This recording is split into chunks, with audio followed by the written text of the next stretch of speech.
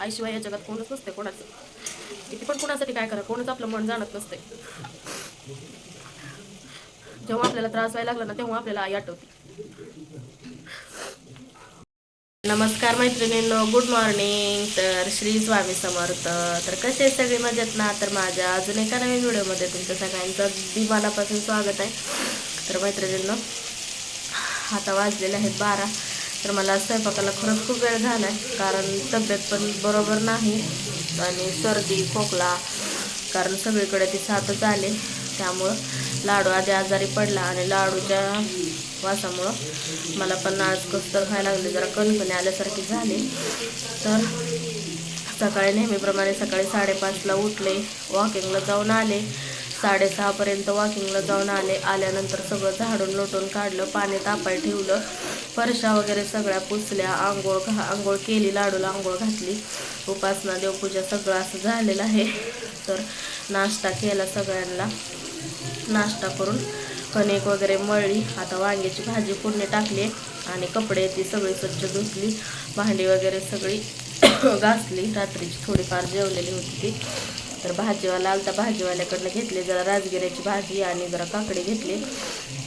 तर सर्दीमुळं काय चव पण लागणं गेले, कसं तरीच व्हायला लागले.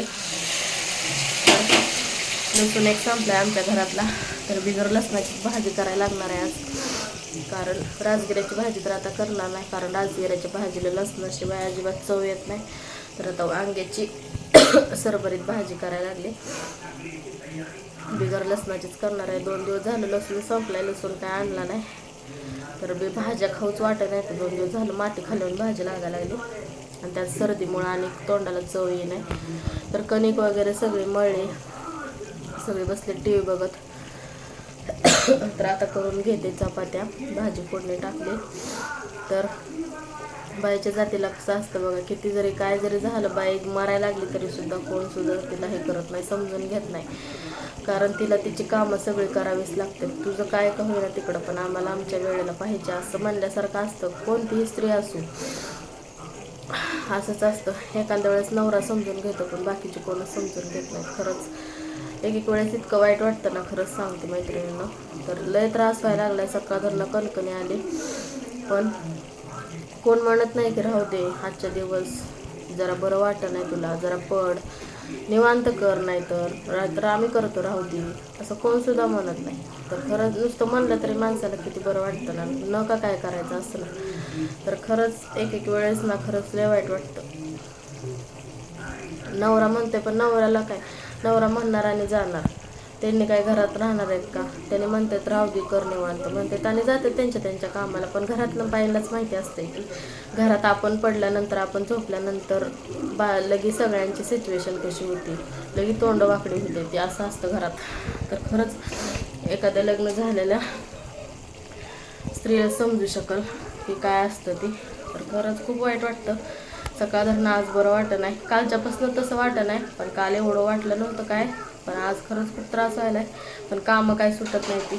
तर म्हणून माहेर हे खरं 8 दिवसासाठी पाहिजेच बाईला. माहेरात गेली की खरंच स्त्री किती आनंदी होती, तिला सुटका भेटती जरा घरच्या कामातनं. तर लाडू बघा कसं बोलतंय. तर चला बघा, मला म्हणतोय मोबाईल घेते काय मम्मा, मी टीचरला सांगू का तुझं नाव, मोबाईल घ्यायचं नाही म्हणून. तर त्याला रागवतात ना शाळेत लहान मुलांनी मोबाईल घेऊ नका म्हणून लेकरांना. तर ती मला विचारायला, ही मला म्हणायला आहे तसं. तर इथं वांग फोडणी टाकलंय मी आणि कूट टाकायचं आहे.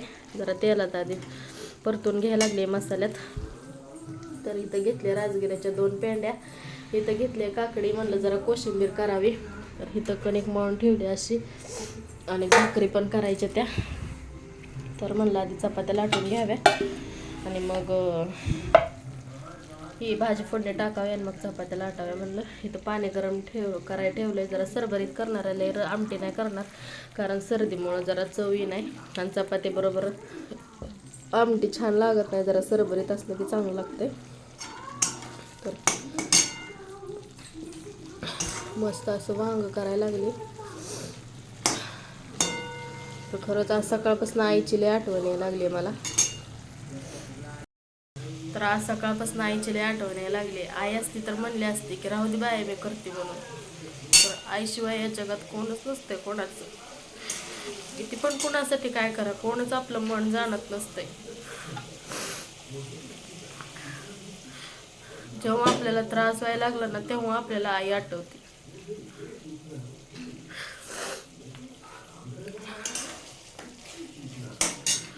खरंच आज आईची लई आठवण यायला लागली.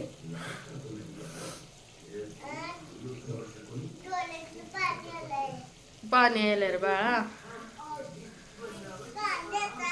कांद्याचं यायला लागलंय. नाही घालत. लाडू म्हणते मम्मा डोळ्यातनं पाणी यायले तुझ्या, कांदा चिरायली का तू? मग कांदा घालू नको भाजीला. तर चला मैत्रिणींनो, करते आता स्वयंपाक. तर मैत्रिणींनो इथं चपात्या पण झाल्यात आणि पोळ्या पण केल्या त्या मी. तर पुरण होतं शिल्लक, अशा 4 पोळ्या केल्यात आणि चपात्या केल्या त्या. आणि इथं आपली वांग्याची भाजी पण तयार झाली. तर इथं असा रात्रीचा भात गरम केलाय, भात होता थोडासा तर झालाच. तर आता भाकरी टाकून घेते. तर चला फायनली मैत्रिणींनो सगळी कामं झालेली आहे ती. तर आता म्हणलं जेवण वगैरे सगळं झालंय, लाडूला पण चारलंय जेवण. तर आता म्हणलं लाडूला झोपवावं. तर लाडूला लागलंय तिखट. काय झालं बा?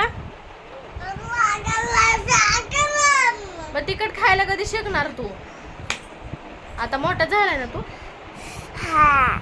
हा तिखट लागायला तिखट. वांग्याची भाजी खाल्लाय तिखट. लाडूबा लाडोबाचे लाड करते कोण? आजी आजोबा मावश्या दोन. वांग तिखट करू नको म्हणलं